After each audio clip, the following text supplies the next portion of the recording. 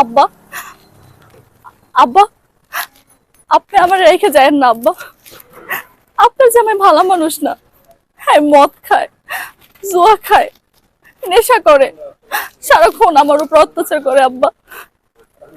আপনি আমার নিয়ে যান আপনার লগে, আমি এখানে আর থাকবো না। এরকম টাইপের, এটা আপনার উপরে কি ইমোশনাল। অনেক অত্যাচার করে? হুম। মুহূর্তের মধ্যে চেঞ্জ আমরা দেখতে পারলাম যে মুহূর্তের মধ্যে আপনি ক্যারেক্টার থেকে অভিনয় দিয়ে কিভাবে একদিনে আঁকতেছে নাকি প্রথম প্রথম এরকম বাধা আছে? না, এটা আসলে একদিনে তো কখনো কোনো জিনিস তৈরি হয় না, এটার জন্য একটা টাইমিং এর প্রয়োজন হয়। সেই টাইমটা হয়তো বা করা হচ্ছে, বা চেষ্টা করে যায় যে আহ, নতুন কিছু আসলে শেখার জন্য। তো ট্রাই করার মাধ্যমে সেটা সফল হয়ে যায়।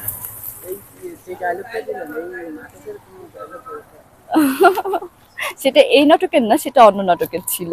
এটা একটু সিক্রেট, আজকে যে নাটকটা, এর জন্য আমি এটা আসলে বলতে পারলাম না। এমন কোনো নাটকের কোনো আছে?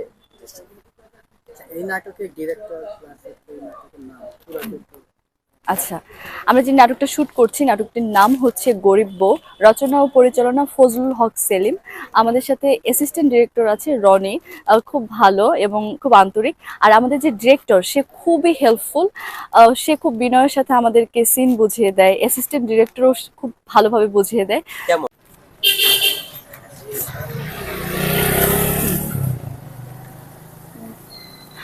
একটা চরিত্র অভিনয় করছে, আবার আপনারই আবার আইটেম গানের চরিত্র, কারণ দুইটা মিলে কি আপনি করবেন?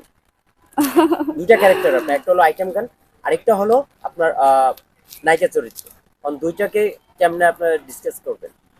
আমি ক্যারেক্টার প্লে করব, যেহেতু আমি একজন আর্টিস্ট।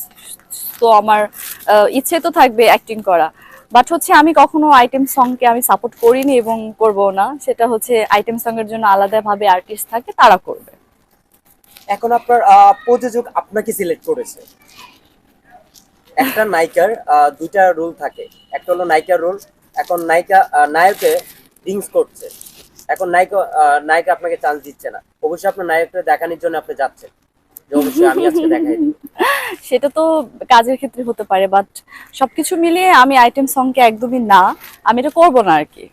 মূলত আমি প্রশ্নটা এড়িয়ে যেতে চাচ্ছি, এটা আমি করবো না। ও আচ্ছা, করবেন না? না।